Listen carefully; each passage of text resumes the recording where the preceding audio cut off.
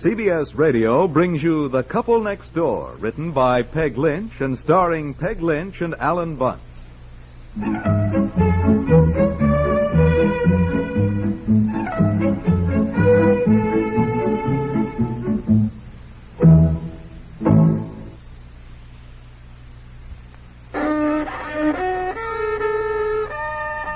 Out of tune because of irregularity? Kellogg's All Bran helps get you back in tune. Kellogg's All Bran is the safe, natural way to end constipation caused by lack of bulk. The good-tasting way, too. So get the one and only Kellogg's All Bran. ALL-BRAN. Millions depend on it daily to relieve irregularity.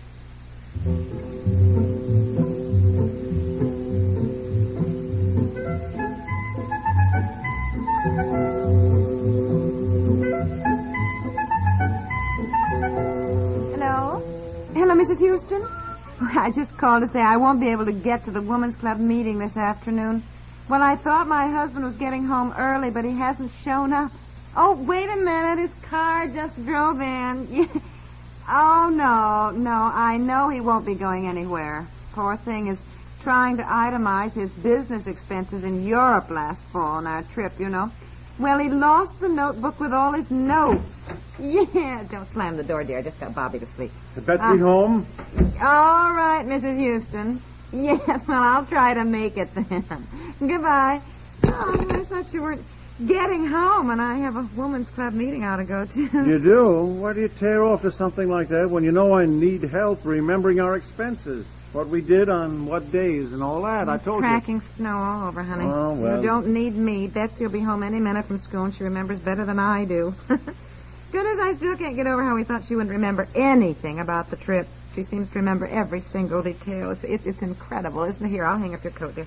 Take off your overshoes, will you? Oh, I know. It is really fantastic how much that girl remembers. I know. Of course, she doesn't remember what we spent, but No. when she says things like, well, then the next day, Mommy and Aunt Effie and I went to see the Mona Lisa at the Louvre, and Daddy took a taxi to have lunch with some man. Well, then I remember, but, just that little cue makes me remember that that was the day I took Monsieur Roger to lunch at Fouquet, so all I have to do is get into the shoebox and dig out my bill from Fouquet. It's wonderful. Well, Betsy should be home any second. Bobby's asleep, but keep an ear open if he cries or anything, I've got to get going. Well, I certainly wish you'd stay home to watch him when he does wake up. I don't want him running around the living room here, mixing up all these piles of receipts. Boy, look at this place. Would you look at it? Well, just put him in his playpen and give him that piece of modeling clay. He loves that. Oh, I don't think I have to leave quite yet. I've got a few minutes. Let me see if I can help you any.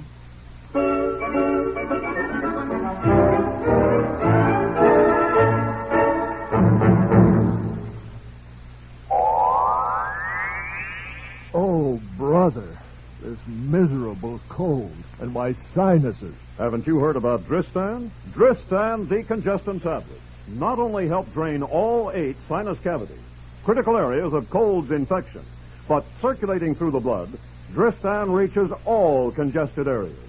In one fast-acting, uncoated 3-layer tablet, Dristan, for the first time, combines a decongestant to shrink all swollen membranes, relieve pressure and pain, an exclusive anti-allergen to help keep breathing passages dry and clear, pain relievers to ease body aches, reduce fever, vitamin C to help build body resistance. This is Dristan. Today, Dristan is widely imitated, but the exclusive Dristan formula cannot be duplicated. For real relief from cold's misery and sinus congestion, there is nothing like Dristan decongestant tablets.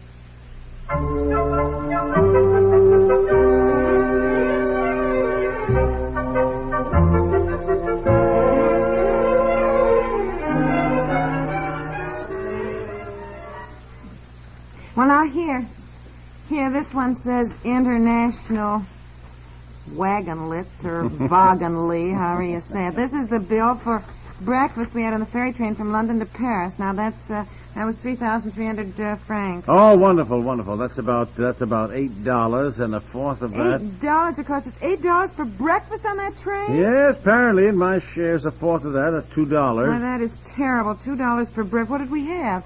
Look, I don't know what Well, we we had. didn't have Let's anything. It's not the point now, anyhow. Besides, food on trains is always expensive, even in this Well, it country. seems to me we just had toast and coffee. And $2 for... Or rolls and coffee. Why, the idea of charging us $2, I think that is just Well, it was outrageous. back in September. We can't complain now to the waiter on a train from London to Paris. Oh, the wait. Yes, I remember. Don't you remember you were so annoyed you were trying out your French on that waiter, and after you stammered through this long sentence of ordering coffee and bread for us and milk for Betsy, he just looked at you in a superior way and he said, perhaps if Monsieur will speak English? Oh, yeah. Honestly, I could have crowned that Then guy. we ordered ham and eggs and you had an omelet, so I guess we did order more than I thought. Didn't you have an omelet? I don't know. How can I remember if I had an omelet in September? Well, anyhow, that's what the bill is, I'm sure. Then I think these pink slips, I think this is the train from Paris to Venice. I'm sure it is. Now, that says 12,900 francs, and Betsy's one here for half of that, so that must be Oh, Betsy's. golly, half yes, that's what that is, of course. 12,900 francs. That's about $30. $30 railroad fare from Paris to Venice? Isn't that an awful lot? How far is it? I don't know. We Not paid very- it anyhow. It's too late to worry about it. Besides, that was just the fare. This green slip attached to it is apparently what it costs for the sleeping berths, for Pete's sakes, 32,000 francs. You realize it cost us about $20 a piece just for the berths? $20? Well, it was an overnight train, and we discussed whether we should sit up or not, and we decided we'd all be too tired, so we reserved compartments, which meant we had to travel first class. Well, I had no idea it cost that. Honestly, when you travel in foreign countries with all this strange money, you just have no idea what you're spending. Look, a dozen times I'd tell you what you were spending, and you and Aunt Effie would just giggle and say it seemed like play money. Well, I guess it's good I didn't understand. It probably would have spoiled the trip entirely. Well. Now, I think these slips, these are for the sightseeing tours we had in Rome. Apparently, half-day tours we took, like the one to the Vatican Museum in St. Peter's, that was 1,600 lira. Well, all right, let me see, 1,600 Yeah, it says that right lira. on That was about $2.60. Tour we took to Hadrian's Villa and Tivoli Gardens and Villa d'Este, that was more. That was 2,200 lira. Oh, golly, 2,200. Well, that's about $3.50 a piece. Well, I don't know why I'm worrying about that. I can't take sightseeing off business expense anyhow.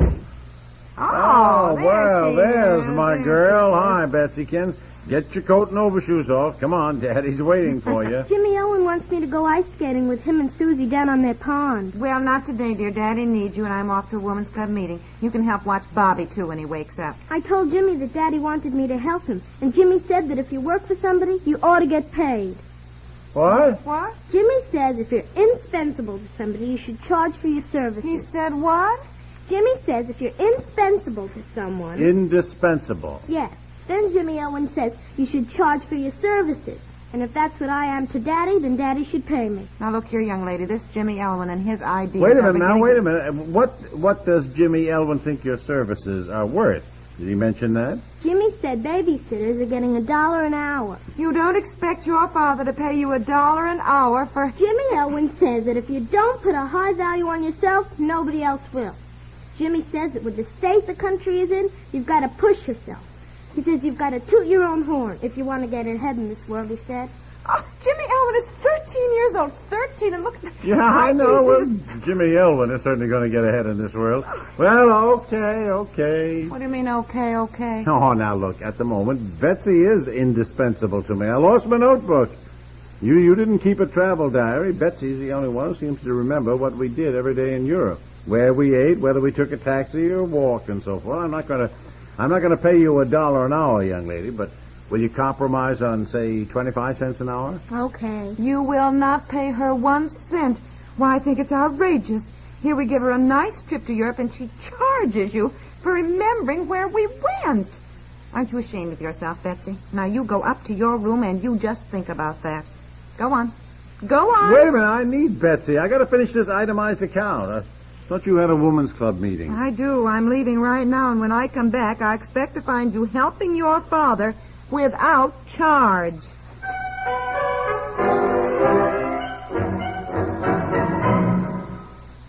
I paint life as I would like it to be. This philosophy belongs to the great illustrator who's endeared himself to millions with his flawless technique and sprightly humor. Now, in this week's Saturday Evening Post, you'll meet Norman Rockwell, who tells his own heartwarming story, including his failures, disappointments, and triumphs.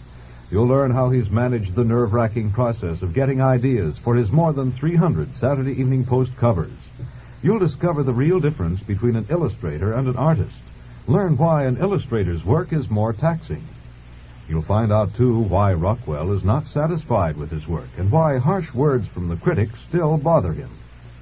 Almost everyone can picture a Rockwell painting, but to meet the man himself is a truly fascinating and rewarding experience. Be sure to read My Adventures as an Illustrator in this week's Saturday Evening Post. On sale now. Get your copy wherever magazines are sold.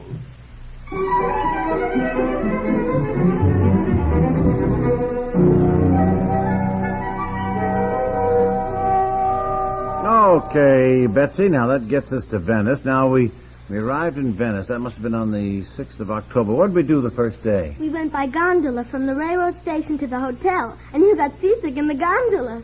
Oh, all right. Well, now, let's see. What did I pay for the gondola to the hotel? I had to cash a traveler's check, get some lira, and with a tip, I think I gave the guy about $2, yeah. Because when I gave him the money, he thanked me so much, I wonder if I'd overpaid him. Then, did we eat at the hotel that night? No, we walked to some restaurant. We walked through St. Mark's Square, and then over about 4 bridges, and down a little tiny street to the restaurant, and we ate outside. And there was a little white kitty cat that came around to our table. Oh, yes, I remember. Columbo's, that's right. Now, let's see if I got the bill for that.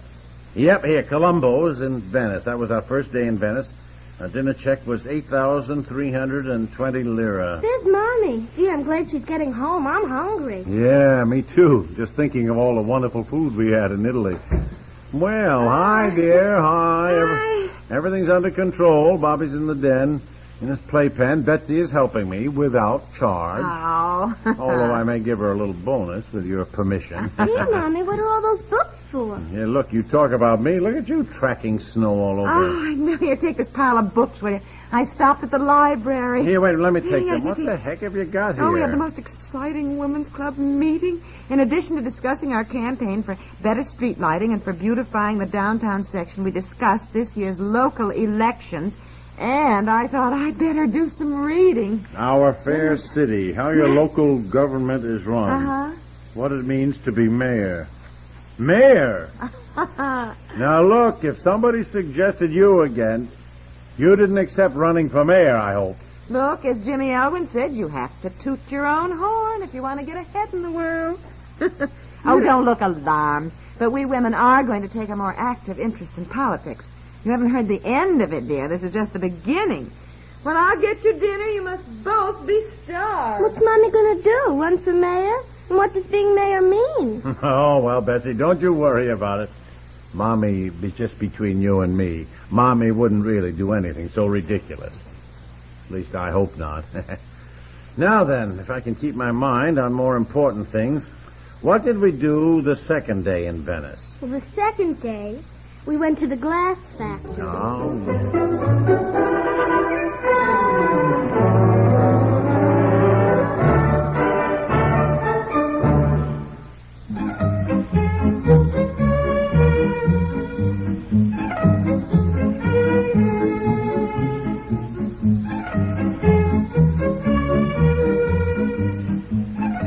The Couple Next Door stars Peg Lynch and Alan Bunce.